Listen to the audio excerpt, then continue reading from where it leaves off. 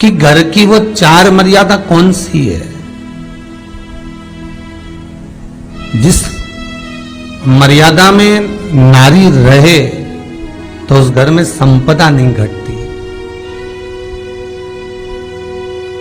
उस घर की संपदा को समाप्त नहीं किया जा सकता है। 4 मर्यादा माता लक्ष्मी, मां सरस्वती के सामने माता पार्वती जी से पूछ रही, वो मर्यादा है कौन सी जिस मर्यादा के बल पर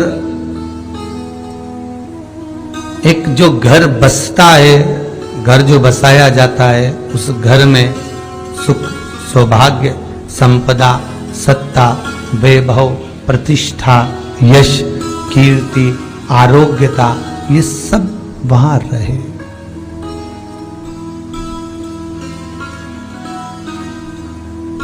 पहला, मां पार्वती ने माता लक्ष्मी को कहा, अतिथि देवो भव।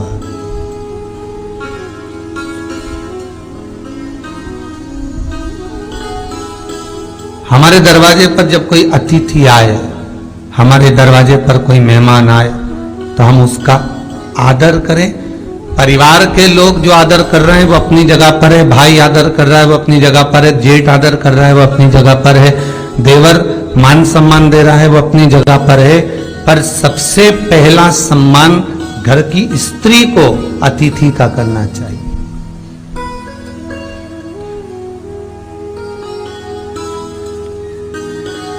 सास के मेहमान आ गए, पहचान वाले, बहुवन मालूम पड़े अपने कमरे में बैठी हुई है। मेहमानों ने आकर पूछ लिया, क्यों बहू नहीं दिख रही? बस आ रही होगी। सास गई, रसोई घर में से पानी लाकर पिला दिया। फिर मेहमानों ने पूछा, बहू नहीं दिख रही? बस आती होगी। 2 बार सास ने गिलास भी गिरा दिया कि एक आध तो आ जाओ रही ऊपर से, पर नहीं आई। जब सास ने चाय रख दी और चाय रखकर सास फिर लेकर आई, तो बहुओं के मन में आया, चलो सास ने चाय बना दी है, खुशबू ऊपर आ गई है, अब चलते हैं। और बहू फिर नीचे आई, जो मौसी आई थी, काकी आई थी, बुआ आई थी, चाची आई थी, उनको प्रणाम करा और अंदर जाकर चाय जो बनी थी उसको पिया।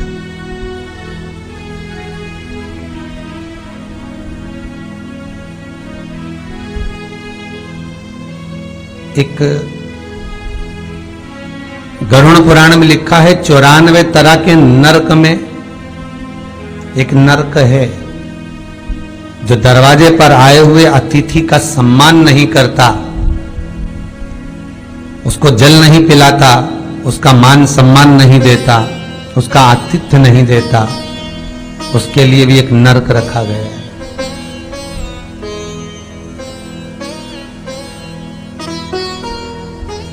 हजारों नरकों में एक नरक वो भी है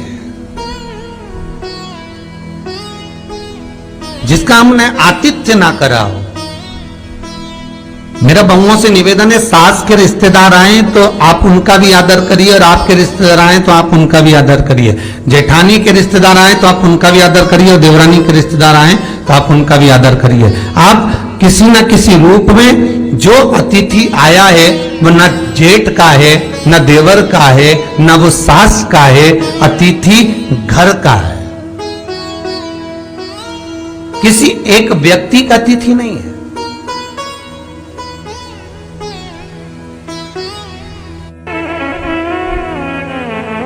बड़ी बहू सोचे कि मैं घर की बड़ी, बड़े परिवार की, मेरे पास में बहुत धन दौलत, मैं काय को गिनूं किसी मेहमान को।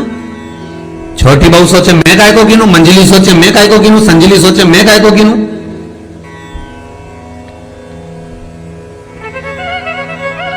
तुम्हारे माँ बाप आए, सास अगर तुम्हारे पिता से, तुम्हारी माता से बात ना करे, देवरानी बात ना करे, जेठानी बात ना करे, तो तुम्हें कैसा लगेगा कि तुम्हारे माँ बाप आए और किसी ने सम्मान नहीं करा, उसी तरह सास के रिश्तेदार आए, तुम सम्मान नहीं करोगी तो उसको कैसा लगेगा। फिर तुम्हारे घर के आए वो सम्मान न करे तो तुम्हें कैसा लगेगा। आतिथ्य घर में कोई भी आए वो सबके लिए। दूसरा क्रम बताया, घर के दरवाजे पर जो तुलसी का पौधा होता है, जीवन में सबसे पहले अगर दुख आता है, तकलीफ आती है, कष्ट आता है, बीमारी आती है, रोग आता है, कोई बड़ा घटना घटने वाली होती है, कोई बड़ा कष्ट आने वाला होता है, तो लक्ष्मी जी से माता पार्वती कह रही है घर में जो तुलसी का पौधा होता है सबसे पहले घात उसी पर होती है। तुलसी का पौधा सूख जाता है, समाप्त हो जाता है, उसके डालियां मुरझा जाती है, नीचे लटक जाती है, मंजरी झुक जाती है, या तुलसी के कुंडे में जो मिट्टी है उसमें फफूंद पड़ जाती है।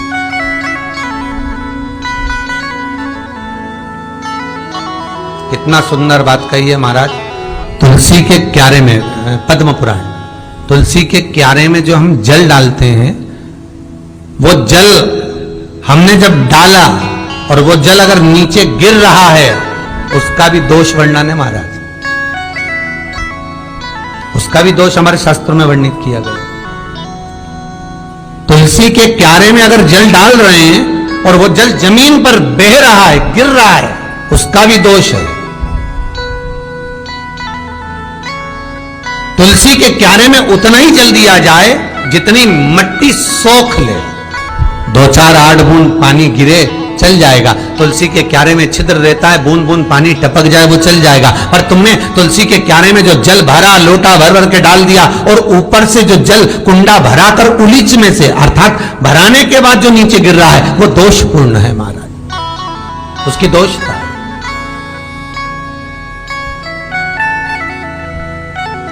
वो दोष दे दिया। तो लक्ष्मी से माता पार्वती जी कह रही हैं कि दूसरा क्रम है घर में वैभव, लक्ष्मी, संपदा, प्रतिष्ठा, यश, आरोग्य को पाने के लिए तुलसी के क्यारे की आराधना, तुलसी के कुंड को नमन करना। तीसरा क्रम कहा, घर में चाहे नल लगा हो, चाहे आरओ का प्लांट लगाओ, पानी का, घर में छोटा छोटा आरओ प्लांट लगा लेता है, फिर भी घर के अंदर रसोई घर में एक छोटा सा मटका, मटका नहीं तो हंडा, हंडा नहीं तो बाल्टी, बाल्टी नहीं तो कलसा, पानी का भरा हुआ जो नारी रखती है, दूसरे दिन उस पानी को बाहर ढोल कर फिर वापस धोकर भर लेती है। मटका रोज धुलता है, हंडा रोज धुलता है, प्रतिदिन का। जितना जल उस पात्र में रहता है, भरता है, ऐसे ही घर में संपदा बढ़ती। 3 क्रम बढ़ता। चौथा, नारी के मस्तक पर जो चीर होता है, ये पूर्वज, इसी चीर से कथा प्रारंभ हुई थी और वहीं पर पहुंच गई। लक्ष्मी पार्वती के संवाद पर चल रही है महाराज। मस्तक पर जो चीर होता है, मस्तक पर जो वस्त्र होता है, वो वस्त्र पूर्वजों का, पितरों का, कुल देवी देवताओं का आशीर्वाद होता है। ईश्वर महादेव, जो व्यक्ति पथभ्रष्ट हो जाए, जैसे मदिरा के नशे में पड़ गया, कहीं जुए में पड़ गया, कहीं मांसाहार में पड़ गया, कहीं व्यसन में पड़ गया, कहीं गलत काम में अगर कोई जा रहा है, तो श्रंभेश्वर महादेव के नाम से काली तिल भगवान शिव को समर्पित करी जाती है। महाराज, काली तिल को वापस उठा कर ले आते हैं। उसी काली तिल को जो मदिरा का नशा करने वाला होता है या जो गलत व्यसन में डूबा हुआ होता है, उसको वो सुबह के समय अगर नहीं खाता तो भोजन के साथ उसको दिया जाए। शरम्भेश्वर महादेव, एक बेलपत्री का भी बहुत अच्छा प्रयोग है शरम्भेश्वर महादेव का। मदिरा पीने वालों के लिए, मांसाहार व्यसन में, जुए में, वेश्यावृत्ति में, पर नारी में, गलत जगह पर जो डूबे रहते हैं उनके लिए पहले की कथा में उसका वर्णन किया है बेलपत्री। शरम्भेश्वर महादेव, एक बार सब बोलेंगे। कौन से महादेव? शरम्भेश्वर महादेव। फिर जम के बोल लो एक बार, शरम्भेश्वर महादेव। जब हमारे घर में क्रोध बढ़ता है या कोई गलत कार्य में जाने लगता है तो शरम्भेश्वर महादेव का हमें शरणागति लेना चाहिए। शरम्भेश्वर महादेव का पूजन करना चालू कर देना चाहिए। कई लोग कहते हैं महाराज जी ये शरम्भेश्वर महादेव का मंदिर कहाँ मिलेगा, हम कहाँ पूजन करने जाए? कहीं नहीं जाना, तुम्हारे घर के पास में जो शंकर जी का मंदिर है वहीं जाओ, उसी देवालय में, उसी मंदिर में जाओ। शरम्भेश्वर महादेव के नाम से जल चढ़ाना प्रारंभ करेंगे। वो जल जो गलत संगत में पड़ा हुआ है उसका आचमन कराना प्रारंभ करेंगे। अपने आप उसकी धीरे धीरे बुद्धि सुधरना प्रारंभ हो जाएगी। ऐसा शरम्भेश्वर महादेव का कुछ स्थान हमारे यहाँ पर बड़े सुंदर सुंदर स्थान निश्चित किए गए हैं। जैसे कैंसर आदि के मरीज के लिए हम लोग पहले भी कहते हैं कि त्रिजुगी नारायण का जल बड़ा महत्व रखता है। जिसका शरीर या जिसको एक पत्र आया है कि किसी को मिर्गी का झटका आना चालू हो गया था। पत्र ढूंढेंगे तो समय थोड़ा लग जाएगा। जिसने लिखा है उसके स्मरण में होगा। जिसने भी लिखा होगा कि बीमारी के चलते चलते फिर मिर्गी आना चालू हो गई।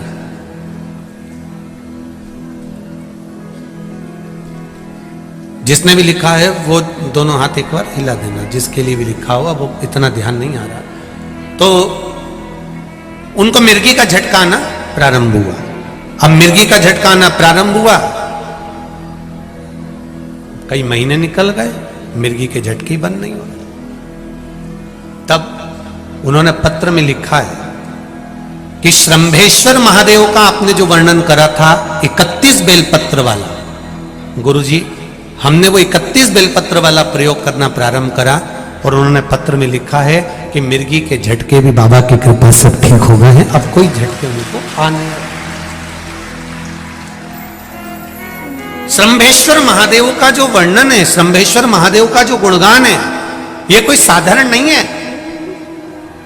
शिव महापुराण में भागवत के प्रहलाद चरित्र को लाकर रखा गया है केवल शरम्भेश्वर महादेव के प्रागट्य के लिए। ऐसा शरम्भेश्वर महादेव का गुणगान एक बार फिर आप लोग भूल ना जाओ, उसके लिए एक बार फिर से बोल लो। कौन से महादेव? शरम्भेश्वर महादेव। ये शरम्भेश्वर महादेव जैसे कुंदकेश्वर महादेव। कुंदकेश्वर महादेव का क्या काम है? माता पार्वती ने विदल उत्पल को मारने के लिए जो कुंदुक फेंका था, वो कुंदुक भगवान शंकर के पांव में जाकर गिरा था, तो शिव जी का नाम कुंदकेश्वर हो गया था। जब हमारे यहाँ कोई दवाई नहीं लगती शरीर में, कोई कैंसर जैसा रोग हो गया, किडनी लीवर का रोग हो गया या बीपी शुगर का रोग हो गया, शुगर लेवल में नहीं आ रही है, तो आप शंकर जी पे से जो बेलपत्र ला रहे हो कुंदकेश्वर महादेव के नाम से लाओ। दवाई खाओ, डॉक्टर को दिखाओ, सारी जांचें कराओ, डॉक्टर के अनुसार चलो, डॉक्टर जैसा बताए वैसा करो, पर उस दवाई को भी शिव जी से कहकर कि बाबा कुंदकेश्वर महादेव का नाम लेकर उस दवाई को भी हम कुंदकेश्वर महादेव का प्रसाद समझकर पाना प्रारंभ करो। धीरे धीरे आराम लगना प्रारंभ होगा। कुंदकेश्वर महादेव रोग मुक्ति के लिए होते हैं और शरम्भेश्वर महादेव, बोलो बोलो जरा जम के, व्यसन की समाप्ति के लिए होते हैं। शंकर, दुर्गा जी, सूर्य नारायण भगवान, भगवान नारायण और गणेश जी महाराज, बस ये पंचायत। और परिवार में कौन कौन होते हैं? पार्वती, कार्तिकेय, गणेश, शिव, नंदी, ये परिवार शिव पंचायत में केवल 5। और शायद इसीलिए शिव महापुराण की कथा में जो पंचायत का महत्व कहा गया, उस पंचायत में सूर्य की भागीदारी जो कही गई है कि एक बीता, आपके यहाँ अगर कहीं पर आपने शिवलिंग का दर्शन करा हो, कहीं चट्टे पड़ गए, कहीं शरीर में दाने पड़ गए, पूरा चेहरा बेकार हो गया, पूरा शरीर बेकार हो गया, तो क्यों कहते हैं कि एक बीता जब पानी बह जाए, उस बहे पानी को हाथ का लेपन कर कर शरीर पर लगा लिया जाता है, शरीर ठीक होने लगता है। सूर्य का भाग वहां से चालू हो जाता।